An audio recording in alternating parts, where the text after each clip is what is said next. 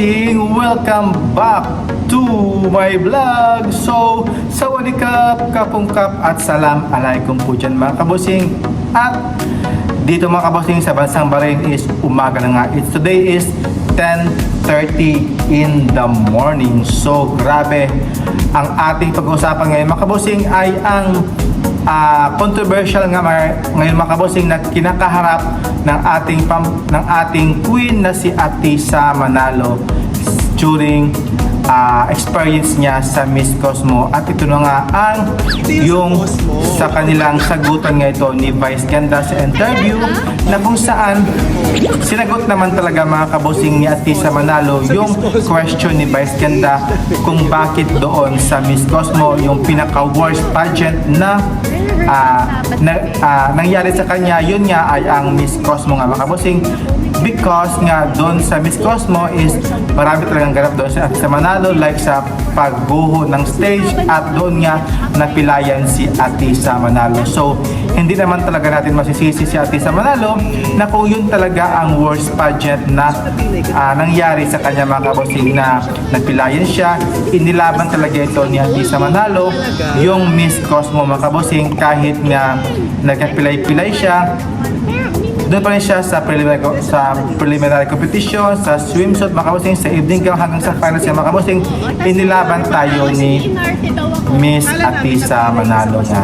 At syempre mga kabosing, hindi rin natin masisisi kung sinagot mga kabosing yung question ni Vice Ganda about sa Miss Cosmo mga kabosing. Kaya huwag na nating i-bash si Atisa Manalo kasi yun naman talaga ang totoong nangyari sa kanyang journey doon sa Miss Cosmo. Kaya although na meron namang mali sa Atisa Manalo, pero huwag natin siyang i-bash kasi yun naman talaga ang totoong nangyari. So bakit i-bash si Atisa Manalo? Dahil sinabi niya ang totoo about sa Miss Cosmo na nangyari doon sa pagguho, at pinaka-worst niya na nangyari doon is yung nagguho nga makabosing at nagka-injured siya. Eh syempre, kung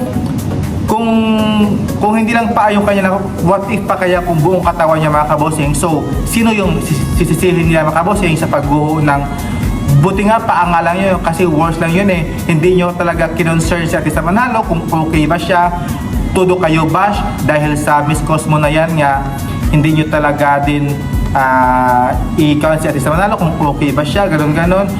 Yung mga taga-ibang bansa, todo bash, bakit nyo binabash si Atisa Manalo dahil ba sa pagsabi niya ng totoo about sa Miss Cosmo na pinaka-worst pageant. So think nyo na lang mga kabosing kung bakit yun nag-worst sa kanya, kasi sa bad experience nga mga kabosing, no?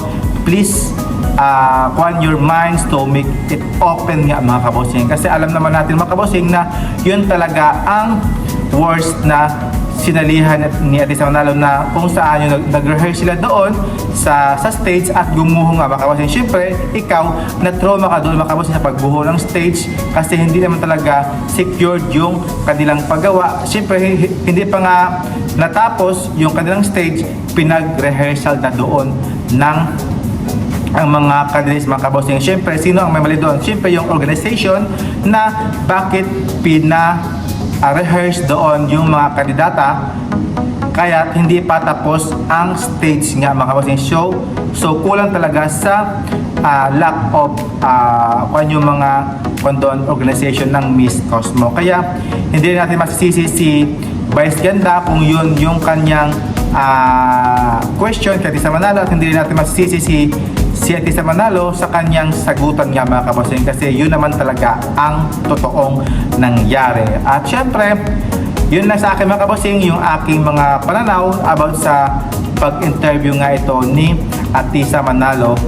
At syempre, nasagot naman talaga ni Atisa Manalo kung ano man talaga yung kanyang nasasaloobin. Kaya kapungkap mga kabosing, at salam alaikum dyan mga kabosing, and shukran. Thank you for watching and see you in my next vlog. Keep safe po. Bye bye. God bless.